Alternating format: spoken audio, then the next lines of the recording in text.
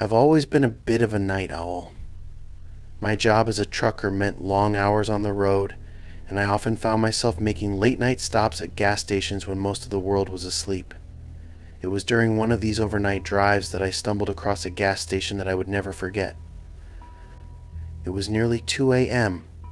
when I saw the neon sign flicker in the distance.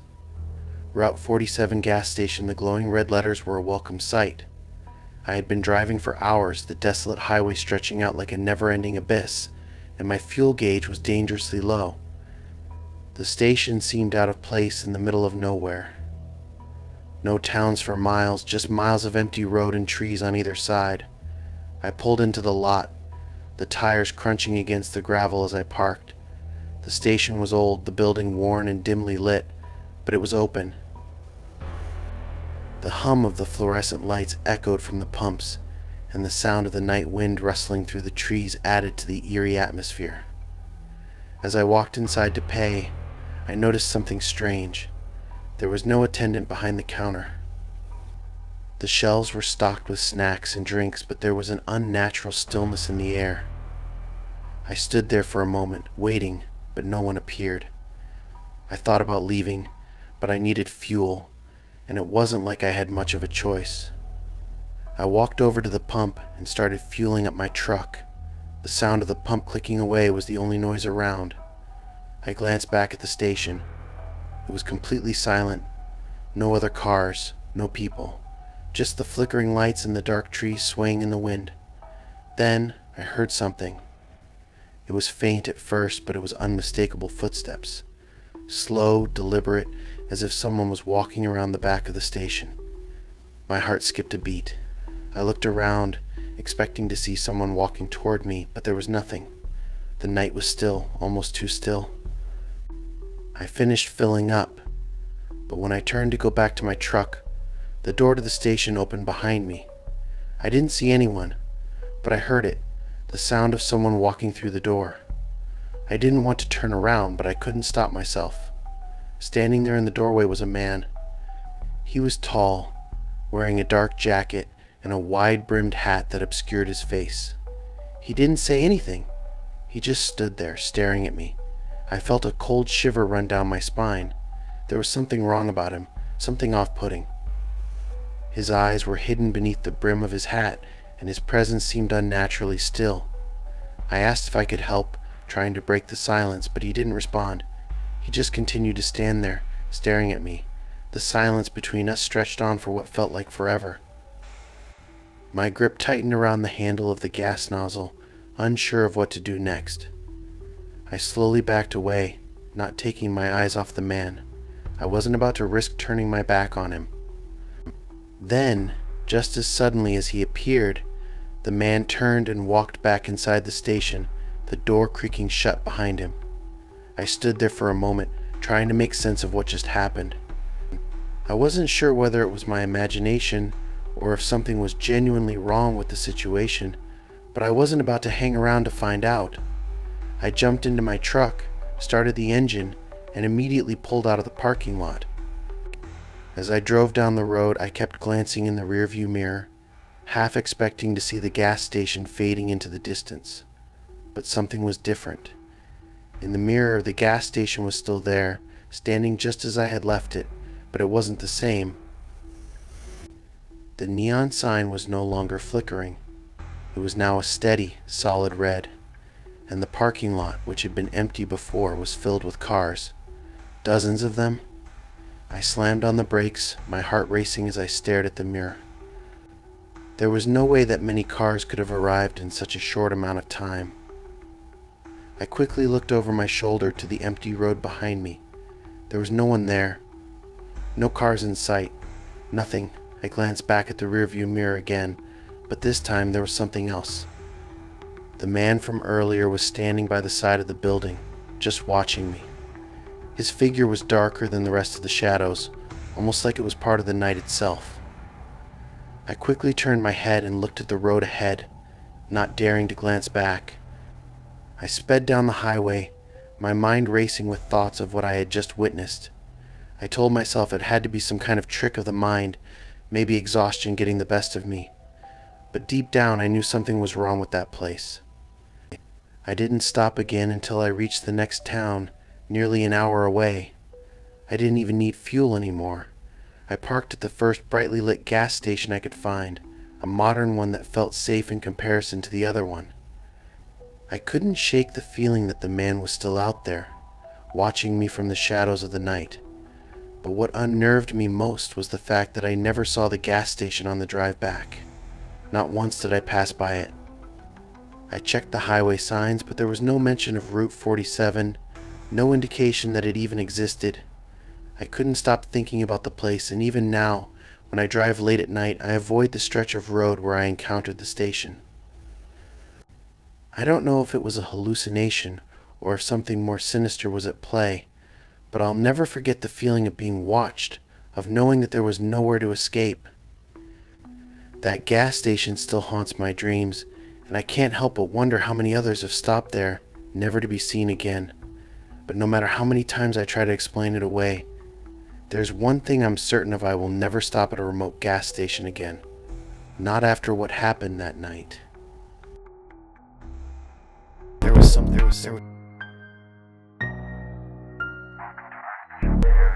It was nearing midnight when I pulled into the gas station just outside of the city. I had been driving for hours, trying to make up for lost time, and the empty stretch of highway had finally begun to take its toll on my alertness. I knew I needed to stop to stretch my legs, get some coffee, and refuel. This station was one of those roadside places where the lights were always a little too bright, and the hum of the pumps seemed almost unnatural in the stillness of the night. The station itself wasn't much to look at, just a small building with a few pumps out front. A single light illuminated the entrance, casting long shadows on the cracked pavement. No other cars were around, and I was relieved to have the place to myself. I parked near the pumps and stepped out, stretching my stiff legs. The air was cool, and the sound of crickets filled the silence, almost drowning out the faint hum of the station's neon sign. As I walked toward the entrance, something felt off. I couldn't quite put my finger on it, but there was a stillness in the air that made me uneasy. I told myself it was just fatigue from the drive, but the hair on the back of my neck stood up as I pushed open the door to the gas station's store. The moment I stepped inside, I noticed it was completely silent. There was no one at the counter, no other customers browsing the shelves. The fluorescent lights buzzed overhead, casting an eerie glow over the aisles. I walked to the counter, but the register was unmanned. The bell on the door had jingled when I entered, yet no one came to greet me. I took a quick glance around. The shelves were stocked with all the usual snacks and drinks, but there was something odd about the place. It looked clean, almost too clean, as if it hadn't been touched in days. The usual clutter and random assortment of items that come with a late-night stop weren't there. It was too neat, like someone had tidied up after hours. Feeling a bit uneasy, I grabbed a bottle of water from the fridge and made my way to the counter.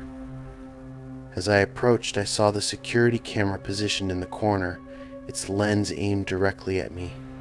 I couldn't help but feel the weight of its gaze, though I knew it was just a camera. It was as if I was being watched, but there was no one around to watch me. I placed the water on the counter and stood there for a moment, waiting for the attendant to appear. I glanced at the clock on the wall. 12:20 a.m. I was about to leave when I heard a faint shuffle behind me. I turned quickly, but there was no one there. The aisles were empty, and I could see the full length of the store. The door had been closed, and the silence had returned. I shook my head, chalking it up to my exhaustion. I had driven over 300 miles in the last few hours, and I needed sleep. Still, a sense of unease lingered. As I walked to the door to leave, I noticed movement outside the window. A shadow moving slowly across the lot. My breath caught in my throat. It was a figure, standing just outside the window, watching me. I didn't know how long they had been standing there, but it sent a shiver down my spine. I couldn't see their face clearly, but they were tall and wore a long coat that billowed slightly in the wind. The figure didn't move, just stood there, staring directly at the store. I froze, not knowing what to do. The figure didn't approach the door or try to make contact. They simply watched. My eyes locked on them for what felt like an eternity, the tension building as every second dragged on. I took a step backward, my heart racing. My mind screamed at me to leave, but my body refused to move. And then, just like that, the figure was gone. There was no sound, no footsteps, no movement to indicate where they had gone. They simply vanished into the night. I stood there for a moment, trying to process what had just happened. My instincts told me to get out of there, to leave this strange, empty station as quickly as possible. Without thinking, I grabbed the water and rushed out the door, my footsteps echoing in the stillness of the parking lot. As I got into my car, I glanced around nervously, scanning the area for any sign of movement. The parking lot was empty, no one was around, and nothing seemed out of the ordinary. I started the engine, my hands shaking slightly as I put the car in gear. As I pulled out of the lot, I glanced in the rearview mirror one last time, half expecting to see the figure standing behind me. But there was nothing. Only the empty road stretching out ahead of me. I tried to brush off the incident as my mind playing tricks on me, but something about it didn't sit right. I kept glancing over my shoulder as I drove down the highway, always checking the mirror for that shadowy figure.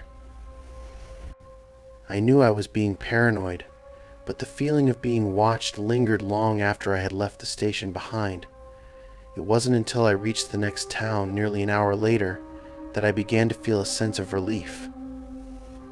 I pulled into another gas station, this one brighter, with more people milling around. But even as I pumped my gas, I couldn't shake the feeling that something was still watching me, that figure lurking just beyond the edge of my vision. It was the next morning when I decided to look up the station. I found its location online, curious to see if it was a well-known stop, or if I had imagined the entire thing. But what I found only deepened the mystery. The gas station didn't exist. It wasn't listed on any map or directory. There was no mention of it, not a single reference to a Route 47 gas station anywhere on the internet. I thought about it for days, trying to rationalize it. Maybe it was an older station that had been abandoned, or perhaps I had missed it somehow. But deep down, I knew I had experienced something that didn't fit any explanation. I never drove that route again, and I've never stopped at a gas station late at night in a remote area since. Every time I'm on the road, I still find myself glancing nervously at the dark stretches of highway, wondering if that silent watcher will ever return.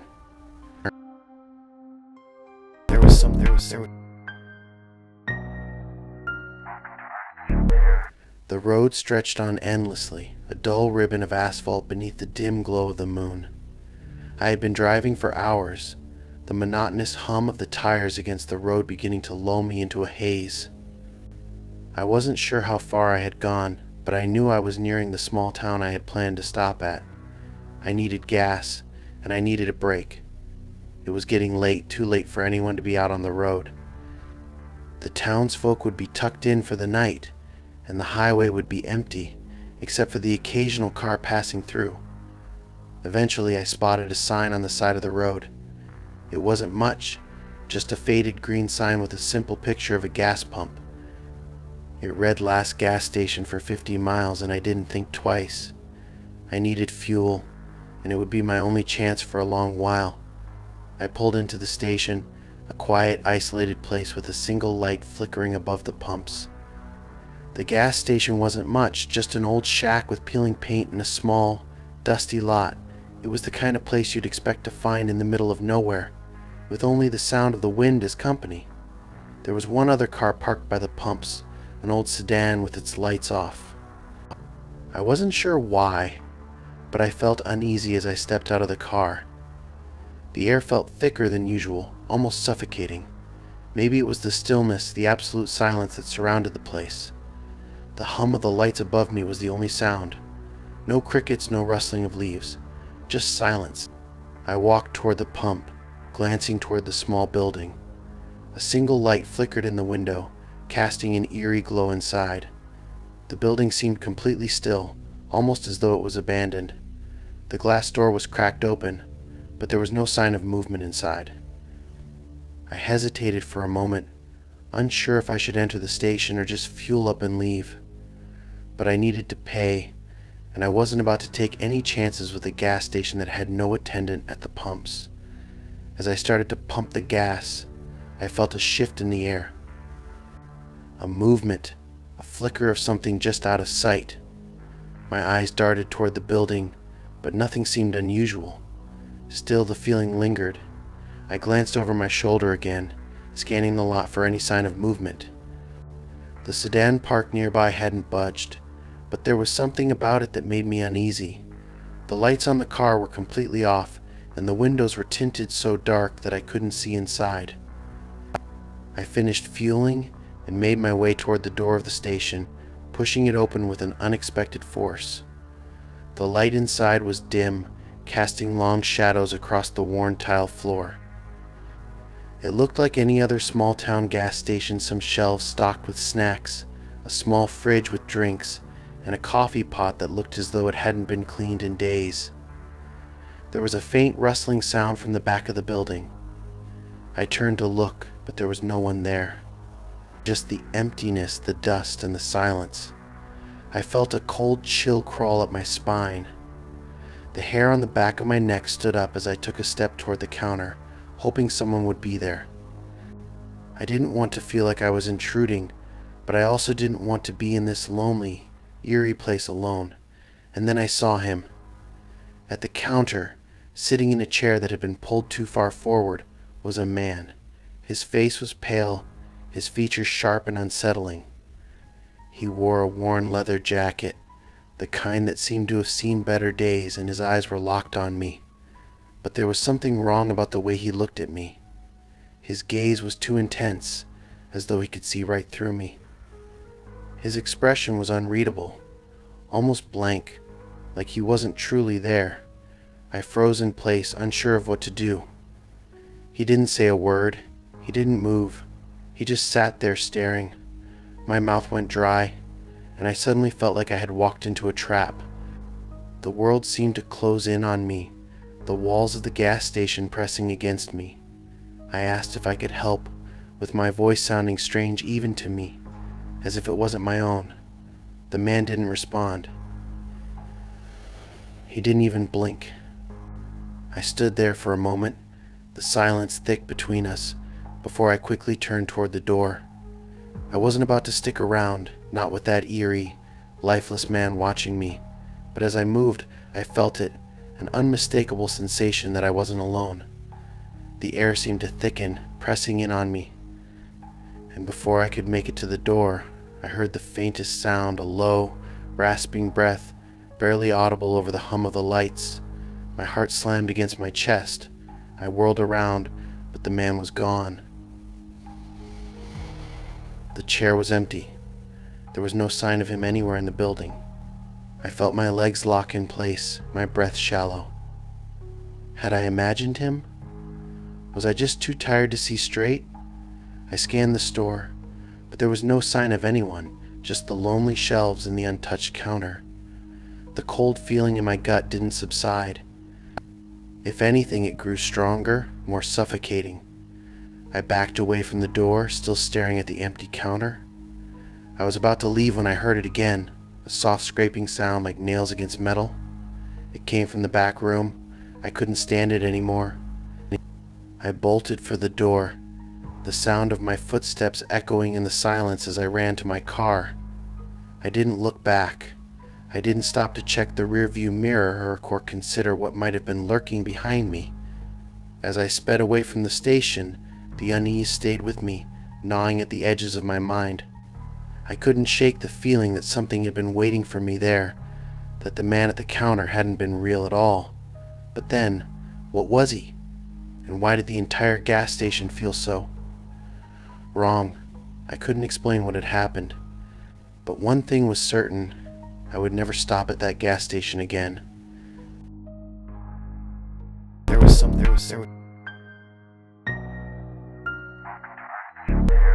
The The night was unusually quiet as I drove down the endless stretch of highway, the kind of night where the sky swallowed up the stars, leaving only the faintest outline of the road ahead.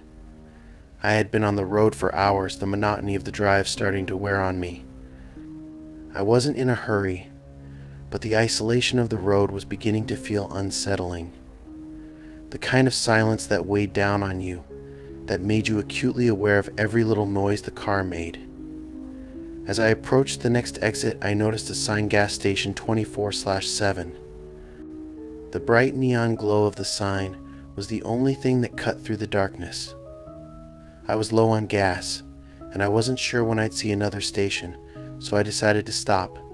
It was nearly 2 a.m., and the whole town seemed asleep. I had no reason to suspect anything strange. The station was old, but it was open, and it looked like it had been here for years. I pulled into the station, noticing that there was only one other car parked near the pumps. It was an old, battered sedan with a dent in the door. No one was around, and the gas station appeared almost abandoned. The fluorescent lights flickered above me, and I could hear the occasional hum from the coolers inside the small convenience store. I stepped out of the car, the air cool and crisp, almost chilly. There was a strange quietness to the place, a stillness that made the hairs on the back of my neck stand up. I walked to the pump and began fueling up, my eyes scanning the area, as if expecting something to appear from the shadows. I glanced back toward the store, hoping to see someone behind the counter, someone to reassure me that everything was normal. But the store was empty, the windows were dusty, and the shelves inside were bare, save for a few snack items and some old magazines. I could feel the unease grow, but I shrugged it off. It was just an old station, nothing to worry about. The sound of the fuel pump clicking off startled me, and I looked down to see that the tank was full. As I was about to get back into my car, I heard a sound behind me, a faint scuffling noise, like something scraping against the pavement. I turned around quickly, expecting to see someone emerging from the darkness, but the lot was still empty. Just the flickering light from the station and the quiet hum of the nearby highway. My instincts told me to get back in the car and leave, but I couldn't shake the feeling that something wasn't right. I tried to ignore the growing sense of dread that clawed at my insides, but it was getting harder to do. I couldn't shake the feeling that I was being watched. That's when I saw him. From the corner of my eye, I noticed a figure standing in the doorway of the convenience store. It was a man, dressed in a faded uniform. He looked ordinary enough, but there was something off about him. His movements were jerky, like he was uncertain, unsure of what he was doing. He didn't speak, and his face was expressionless, almost blank. I froze, my heart suddenly racing. The man didn't move, just stood there in the doorway watching me. There was no sign of a vehicle, no indication of why he was here or where he'd come from. The whole thing felt wrong, like a scene pulled from a bad horror movie. I debated what to do. My first instinct was to leave, to get out of there and never look back. But something kept me rooted to the spot. It was like I couldn't tear my eyes away from him. I stood there, staring back at the man, and for what felt like an eternity, neither of us moved. Finally, I took a hesitant step toward the door, trying to gauge if I could get away without making any sudden movements. But before I could even take another step, he was gone, vanishing into the shadows of the store, as if he had never been there at all. I blinked, unsure of what had just happened. One moment he was standing there, and the next the doorway was empty. I walked closer to the store, the chill in the air making my skin prickle, but there was no sign of him. No footsteps, no movement inside. It was as if the man had never existed. I shook my head, trying to dismiss the thought. I was probably just tired, exhausted from the long drive, but I couldn't ignore the feeling that something wasn't right. As I made my way back to the car, I noticed something else. A small sign on the corner of the building, half hidden by overgrown vines. It was faded, barely legible, closed for maintenance, back in 15 minutes, but it had been hours since I had pulled up. If the station was closed, why was the man standing there staring at me? I didn't want to think about it any longer. I got into my car, my hands shaking slightly as I put it in gear. I was ready to leave, ready to put this strange, unsettling experience behind me. But as I started the engine, I couldn't shake the feeling that I wasn't alone. I glanced in the rearview mirror and froze. For just a split second, I thought I saw the figure of a man standing by the pumps, watching me leave. I slammed my foot on the accelerator, not daring to look back. I drove as fast as I could, trying to shake off the unsettling feeling that had followed me out of that gas station. The road ahead seemed to stretch on forever, but I couldn't bring myself to stop again. As I drove, I couldn't help but wonder who was the man in the gas station. Why was he there, and why did I feel so certain that I wasn't the only one who had seen him? I didn't know the answers, but I knew one thing for sure. I would never stop at that gas station again. There was something.